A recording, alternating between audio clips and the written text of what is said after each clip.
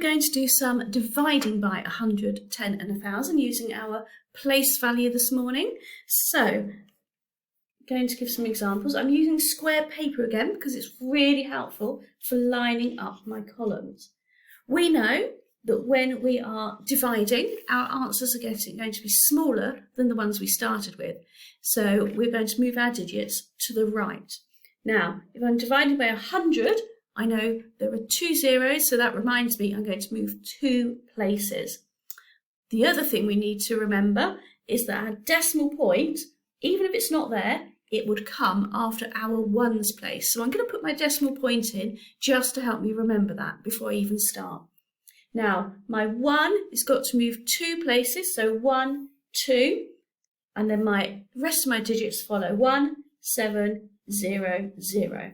So my answer is 17.00. But because we've got nothing there after the decimal point, I can just write my answer as 17. Next one, we've got 91.7.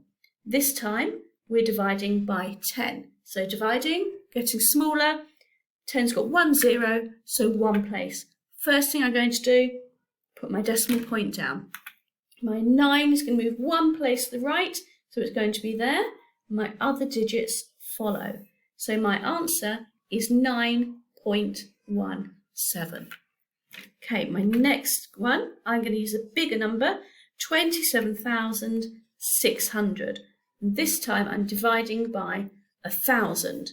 So 3 places. I'm going to put my decimal point after my ones place so I know it's there.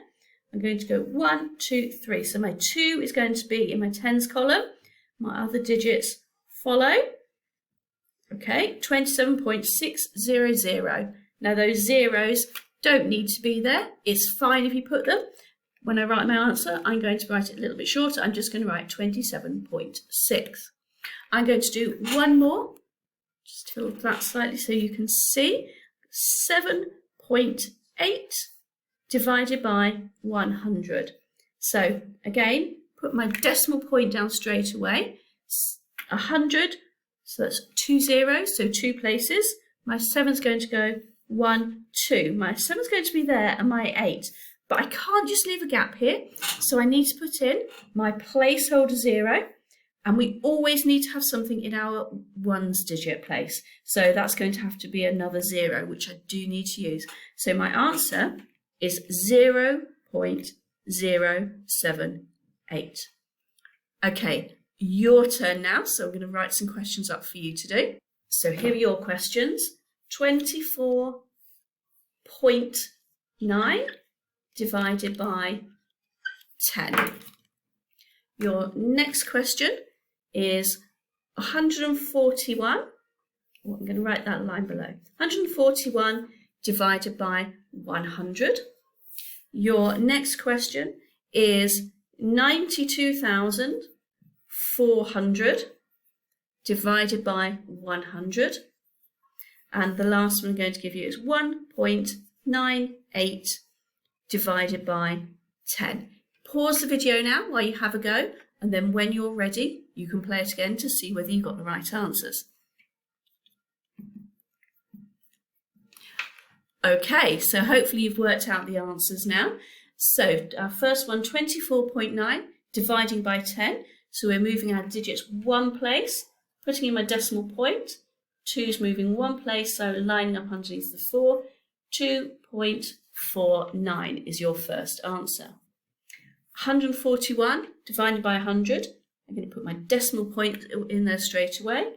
1, 2 places, so 1, 4, 1. So the answer is 1.41.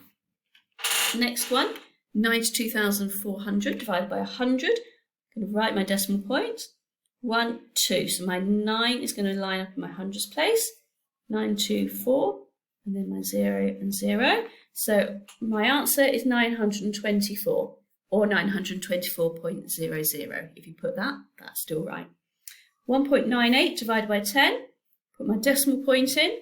1's going to move to there. And as there's nothing in this ones digit place, I'm going to put my 0 there. So my answer is 0.198. How did you get on with those? Why don't you have a go now? Create some of your own and try them out. Bye!